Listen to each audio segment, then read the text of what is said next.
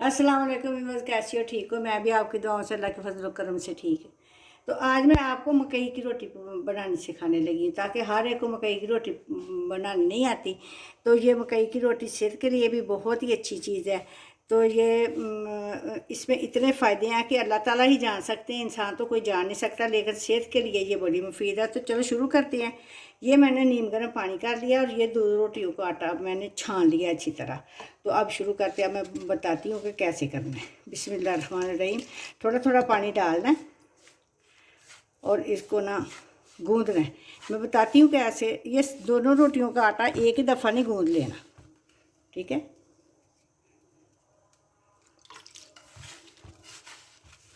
ये जो है ना, ये हाथ की हथेली, इसी के साथ ही इसको मसलना है। और जितना मसल के इसको ले स्टार्ट करोगे, उतनी रोटी आपकी अच्छी बनेगी। गर्म पानी डालने का मकसद ये है कि आटा जो है ना वो अच्छी तरह जो मिक्स हो जाता है, फूल जाता है। ये ऐसे बाकी आटा एक साइड पे कर लेना है और एक रोटी का आटा आपने अच्छी तरह जो है ना वो मसलना है, थोड़ा थोड़ा पानी लगा के। मैं क्या आज अपने व्यूअर के साथ मकई सर्दियाँ आ गई हैं, तो मकई की रोटी और साग खाया जाना है। तो आज मैं अपने व्यूअर के साथ मकई की रोटी पकाना शेयर करती हूँ। साग मैंने बनाया था और मकई की रोटी पकाने लगी थी, और मैंने कहा मैं अपने व्यूअर्स के साथ भी शेयर करूं। अगर आपको किसी को साग की रेसिपी चाहिए तो आपने मुझे कमेंट में बताना कि आंटी साग बनाना सिखाओ, और फिर मैं साग की रेसिपी बनाना से आपको सिखाऊंगी। ताकि साग की रेसिपी बनाने के लिए पूरा दिन लगता है। तो अगर किसी को ज़रूरत है तो आप लोगों के लिए मैं पूरा दिन भी लगा सकती हूँ। देखो ऐसे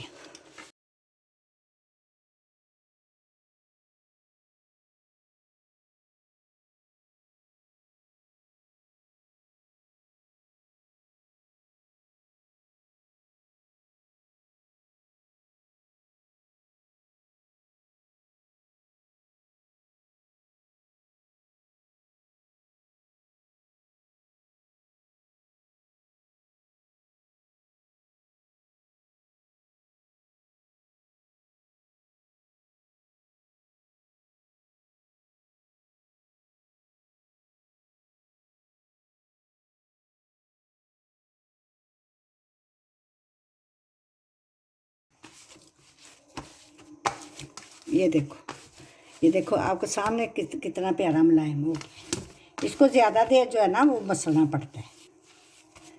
तो ये देखो ऐसे इसका पेड़ा बना लेते हैं। पानी को हाथ लगाते हैं।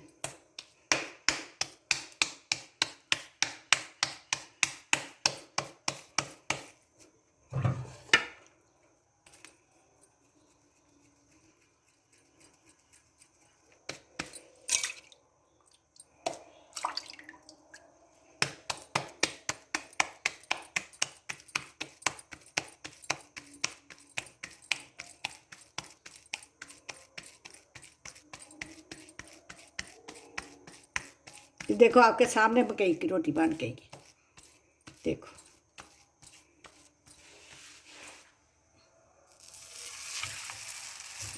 ऐसे मकई की रोटी तैयार कर देती हूँ। और मैं अब दूसरा तरीका आपको बताने लगी। ये रोटी पका के फिर मैं आपको दूसरा तरीका बताती हूँ। एक तरीका ये हो गया, ये देखो हल्का हल्का ये पक गई है। बिस्मिल्लाहिर्रहमानिर्रहीम। ये देखो इसको अब घी लगाएंगे, आहिस्ता आहिस्ता इसको पकाएंगे तो ये बहुत ही मज़े की पकेगी, और साग के साथ उसका बहुत ही मज़ा आता है। अभी नहीं इसको घी लगा देना, अभी ये दूसरी साइड पे थोड़ी सी पकेगी, फिर इसको उल्टाएंगे, फिर इसको घी लगाएंगे।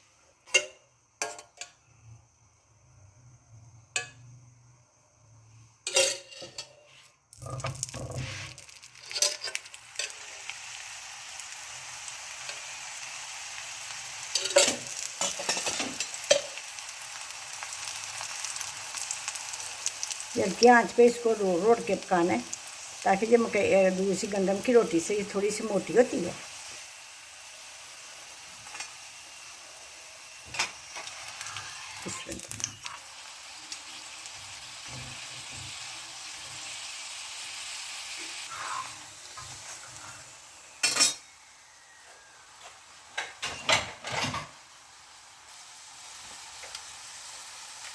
देखो भी कितना प्यारा इसका कलर आया, दूसरी साइड भी इस तरह करके। तो फिर जो है ना वो निकाल लेंगे, हटा लेंगे इसको नीचे। चलो ये देखो, बिस्मिल्लाहिर्रहमानिर्रहीम, एक रोटी हमारी तैयार हो गई। तो ये दूसरा तरीका ये है कि इसके ऊपर ये शापर डाला, शापर के ऊपर आप ऐसे भी कर सकते हो, इसके ऊपर या बेलने के साथ आप अपनी मर्ज़ी से इसको बड़ा कर सकते हो। ये मकई के रोटी के किनारों का कुछ नहीं होता, ये ऐसे ही हो जाती है। इसको हाथ के साथ सेट कर लेते हैं ऐसे रख के। तो आप दूसरे तरीके से ऐसे भी कर सकते हैं। ये देखो, इसको पानी लगाया, पानी लगा के इसके किनारों को ठीक कर लेते हैं ऐसे। ठीक है, आपने आराम से इसको उतारना और इसके ऊपर डाल देना। दूसरा तरीका ये हो गया। कितनी प्यारियाँ ये दो रोटियां बन गई।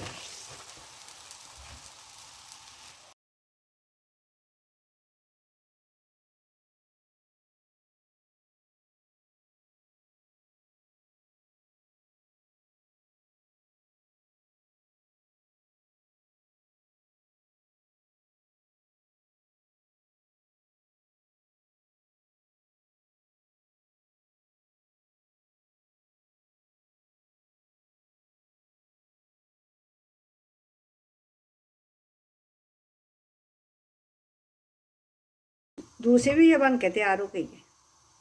तो अब ये मैं उतारने लगी हूँ। आपको मैंने दोनों तरीके आपको मैंने सिखा दिए हैं, जो आपको इजी लगेगा तो वही जो है ना वो आप कर सकते हो।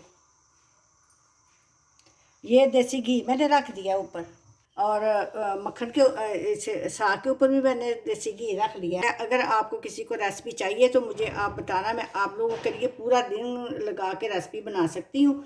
तो ये इसकी रेसिपी मैंने नहीं बनाई, ये अपने घर में मैं बनाया था। आपको आपके साथ मकई की रोटी मैंने शेयर की है। तो उम्मीद है कि ये आपको मेरी रेसिपी पसंद आई होगी। अगर मेरी रेसिपी पसंद आई है तो मेरे चैनल को सब्सक्राइब करो, लाइक करो और शेयर करो, और मुझे कमेंट में ज़रूर आपने बताना कि ये रेसिपी आपको मेरी कैसी लगी। दुआओं में याद रखना। मिलती हूँ आपको किसी और रेसिपी के साथ। अल्लाह हाफिज़।